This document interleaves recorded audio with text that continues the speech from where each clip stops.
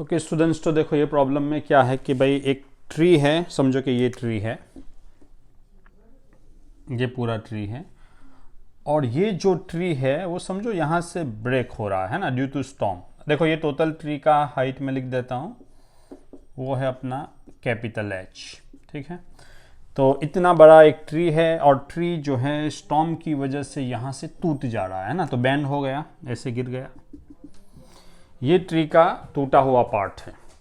अब ये ट्री जो है बोल रहा है कि जहाँ पे ग्राउंड को, मतलब इसको टच कर रहा है, ठीक है, तो जहाँ पे उसको टच कर रहा है वहाँ पे एंगल बना रहा है 30 डिग्री। ओके, तो यहाँ पे ये ट्री गिर के ग्राउंड को टच कर रहा है, वहाँ पे 30 डिग्री बना रहा है। और दूसरी बात बोल रहा है कि जहाँ पे ये ग्राउंड को टच कर रहा है, ये पॉइंट, मतलब ये वाला पॉइंट, और ये जो ट्री का जो फुट है, मतलब ट्री का फुट ये रहा, ठीक है, वहाँ तक, तो इनके बीच का जो डिस्टेंस है ये वो है 8 मीटर। ठीक है, ओके, तो ये सब गिवन इन्फॉर्मेशन थी कि भाई एक ट्री था, ट्री यहाँ से टूट गया, जहाँ ज़मीन को टच कर रहा है वहाँ 30 डिग्री बना रहा है, और जहाँ ज़मीन को टच कर रहा है ये पॉइंट से ट्री के फुट तक के पॉइंट तक का डिस्टेंस है 8 मीटर। तो ट्री का हाइट मतलब क्या ढूंढो, ये कैपिटल एच आपको ढूंढने का है। ठीक है, ओके, लेकिन ये कैपिटल एच जो है वो that is not a part of triangle.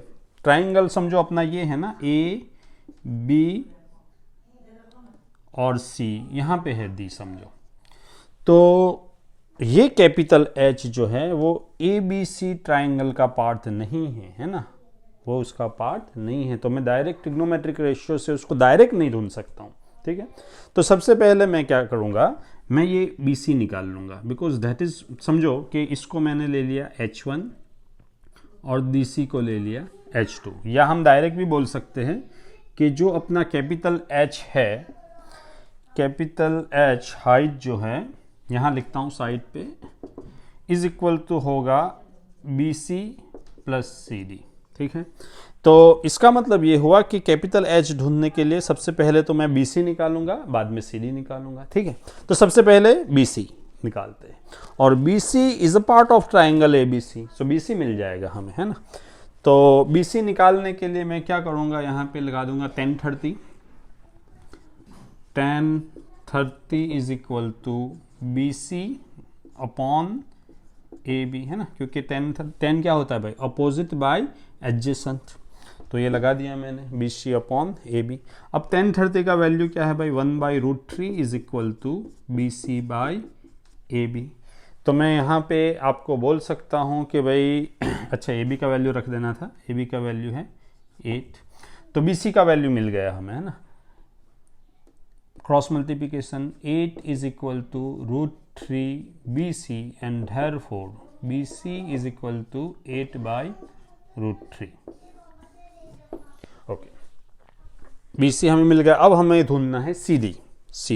लेकिन सी डी ट्राइंगल में नहीं है। लेकिन एक बात समझो भाई, ये जो सी डी है यही गिर के यहाँ पे आया है ए सी की जगह पे, मतलब आपको जो है, आपका जो सी डी है वो किसके बराबर है, ए सी के बराबर है ना। यही पार्ट तो गिरा है इधर। ठीक है, सो सी डी तो हम नहीं निकालेंगे, लेकिन सी डी की जगह पे ए सी निकाल लेंगे, और ए सी ही हमारा सी डी है। ठीक है, ओके, तो लेट अस फाइंड आउट ए सी। तो ए सी के लिए देखो, ये एडजेसेंट, अगर मैं ये एंगल लूँ तो ये एडजेसेंट है, ये अपना हाइपो है, तो cos थीटा लगाऊंगा मैं, cos 30 is equal to adjacent that is 8 upon hypo that is a c. ठीक है, ओके, अब हाँ, यहाँ से हमें क्या मिल जाएगा, ए सी मिल जाएगा, और ए सी ही आपका सी डी है। तो cos 30 कितना होता है, √3/2 is equal to 8 upon A C. Cross multiplication again, √3 A C is equal to 16, 8 2 16, therefore A C that is equal to C D, A C that is equal to C D is equal to हो जाएगा, या एक काम करता हूँ, पहले ए सी लिखता हूँ, ए सी इज इक्वल टू 16/√3। ठीक है, और यही हमारा है सी डी। ओके, तो अब कैपिटल एच के लिए हमें जो दो साइड चाहिए थी BC और CD, BC और CD दोनों हमें मिल गया है, तो अब हमें कैपिटल H मिल जाएगा। सो कैपिटल H बराबर BC है 8/√3, 8/√3 प्लस CD है आपका 16/√3, 16/√3। So capital H that is the height of the tree is equal to, देखो डिनोमिनेटर सेम है, डायरेक्ट ऐड कर दो, 16 + 8 24/√3। देखो आंसर तो ये भी सही है, लेकिन आप जब भी डिनोमिनेटर में स्क्वायर रूट आता है तो उसको रेशनलाइज करते हैं। तो इधर मैं रेशनलाइज करने के लिए इधर नीचे और ऊपर √3 से मल्टीप्लाई कर दिया। So H is equal to 24√3 upon √3 into √3 3। अब 3 1 ज़ा 3, 3 8 ज़ा 24। सो H वी गॉट 8√3 मीटर। ठीक है, तो ये है आपके ट्री की हाइट।